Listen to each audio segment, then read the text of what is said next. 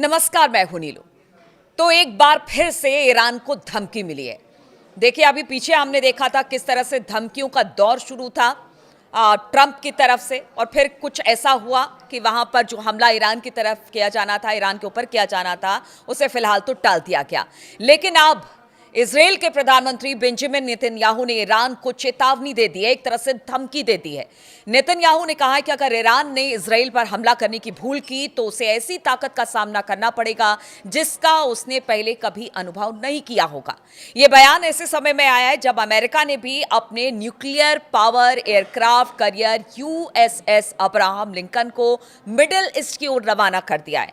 देखिए, कहा यह जा रहा था कि ट्रंप कुछ भी कर सकते हैं। पीछे हमने देखा था कि हालात लगा सब कुछ सामान्य हो गया, युद्ध की स्थिति थी वो टल गई, जितने भी अरब देश थे उन्होंने ट्रंप से गुहार लगाई थी, लगा सब कुछ सामान्य हो गया। लेकिन ऐसा नहीं है।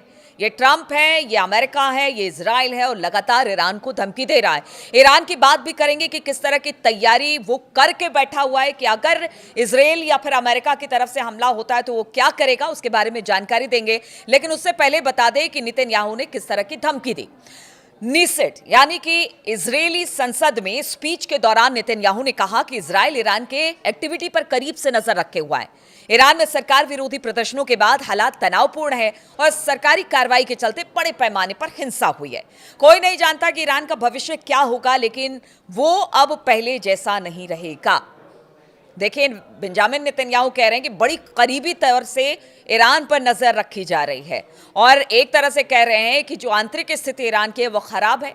यानी जिस तरह के कयास ईरान भी लगा रहा था कि उनकी आंतरिक स्थिति को जानबूझकर कमजोर किया जा रहा है ताकि कभी भी हमला किया जा सके, और इसी को दोहराते हुए नेतन्याहू दिखाई दे रहे हैं अपनी इस बात को, इस बयान को लेकर।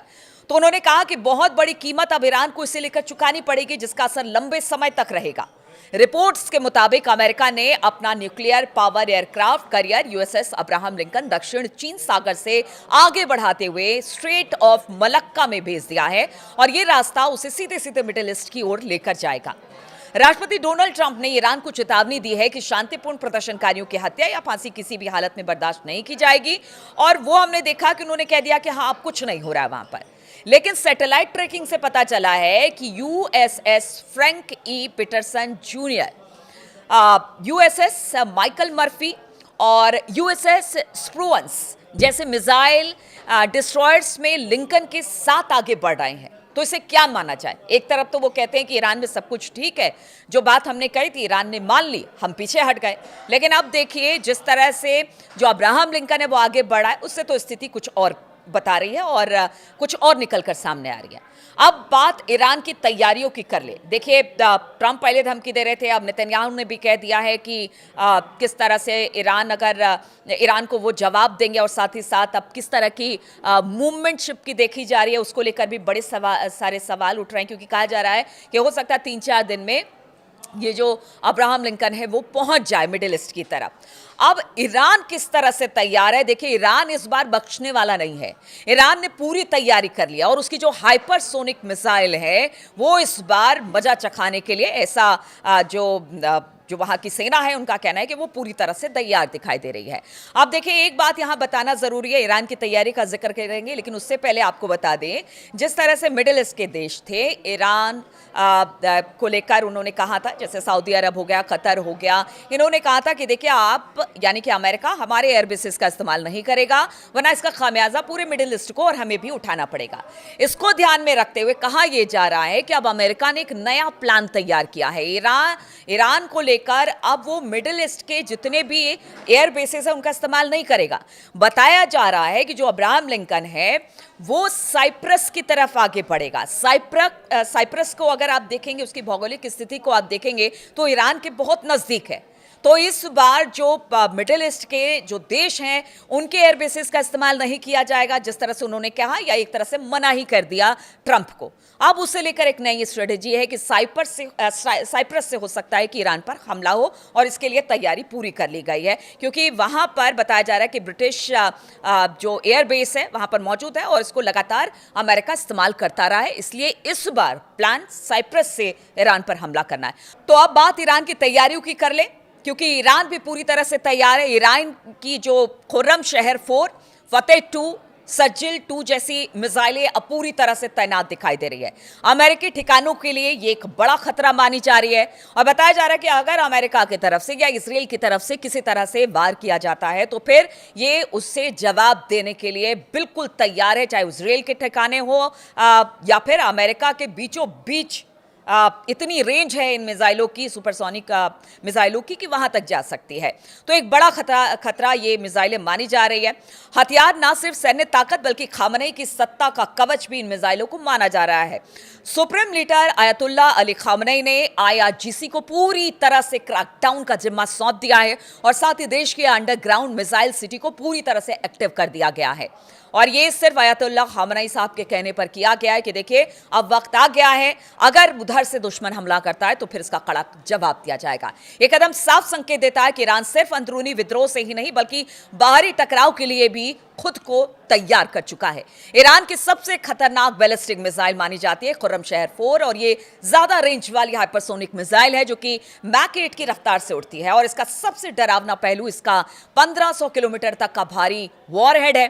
2025 में इसका सफल परीक्षण हुआ था और सैन्य विश्लेषकों के मुताबिक ये इजराइल के किसी भी कोने को निशाना बना सकती है। मोबाइल लॉन्चर से दागे जाने वाली ये मिसाइल दुश्मन के रडार और डिफेंस सिस्टम के लिए एक बड़ी चुनौती है। दूसरे नंबर पर आती है फतेह 2। इसे ईरान की पहली हाइपरसोनिक मिसाइल कहा जाता है और इसकी रफ्तार मैक 15 तक बताई जाती है, यानी कि करीब करीब 18,000 किलोमीटर प्रति घंटे की रफ्तार से ये ट्रैवल करती है और 1400 किलोमीटर रेंज वाली ये मिसाइल इतनी तेज है कि मौजूदा मिसाइल डिफेंस सिस्टम को रोकने में नाकाम माने जाते हैं। 2024 में इसका सफल परीक्षण हुआ था और अब इसे मिसाइल सिटी में तैनात कर दिया गया है। अमेरिका सैन्य ठिकाने और इजरायली एयरबेस इसके मुख्य संभावित टारगेट माने जाते हैं और माना जाता है कि कई तो ऐसे हैं कि अगर टारगेट इन्होंने देख लिया तो फिर इसको रोक पाना बड़ा मुश्किल है और कहा यह जा रहा है कि यही वजह है कि ज्यादा समय इजराइल और अमेरिका ले रहा है ताकि इस तरह के मिसाइलों से वो पार पा सके। अब तीसरी सबसे अहम मिसाइल कौन है? वो है सजिल। हमने देखा था 12 दिन के युद्ध में इसका इस्तेमाल किया गया था, सजिल 2। और 2 मिसाइलें तो ऐसी हैं जिसका हमने पहले जिक्र किया, उसे तो अभी लोगों ने उसकी ताकत देखी भी नहीं है और अगर किसी तरह से हमला होता है इजराइल अमेरिका की तरफ से तो फिर देखने को मिलेगा कि क्या होता है। जिस तरह से ईरान भी कह चुका है कि देखिए ये हमारा रक्षा कवच है। अब सजिल 2 की बात कर रहे थे। ये 2 stage solid fuel ballistic missile है जिसकी रेंज करीब 2500 किलोमीटर बताई जाती है और इसे लॉन्च करने में सिर्फ 2 मिनट लगते हैं और इसका मतलब है कि दुश्मन को प्रतिक्रिया देने का समय भी नहीं मिलता है। सजिल 2 को छिपा कर रखना आसान नहीं है और इसकी सटीकता 50 मीटर के भीतर मानी जाती है। ईरान ने इसे कई बार टेस्ट किया और अब ये मिसाइल सिटी के मुख्य स्ट्रेटेजिक हथियारों में शामिल बताया जा रहा है। शहाब 3 ईरान की सबसे पुरानी लेकिन सबसे भरोसेमंद मिसाइल मानी जाती है। वहीं 5वीं मिसाइल की बात की जाए तो जुल्फिकार जो कि शॉर्ट रेंज बैलिस्टिक मिसाइल है। ये सब ईरान के इस वक्त बेड़े में शामिल है और यही वजह है कि इतना वक्त इजराइल को और अमेरिका को लग रहा है। धमकी तो वो दे रहे हैं लेकिन पूरी प्लानिंग के साथ, जिस तरह से एक्सपर्ट बताते हैं कि हो सकता है कि आगे आने वाले दिनों में बहुत जल्द एक बड़ा हमला ईरान के ऊपर होगा, लेकिन ईरान भी पूरी तरह से तैयार है अपने मिसाइलों के साथ, अपनी सेना के साथ और उनका कहना है इस बार युद्ध खतरनाक होगा जिसका परिणाम इजराइल अमेरिका को भुगतना पड़ेगा।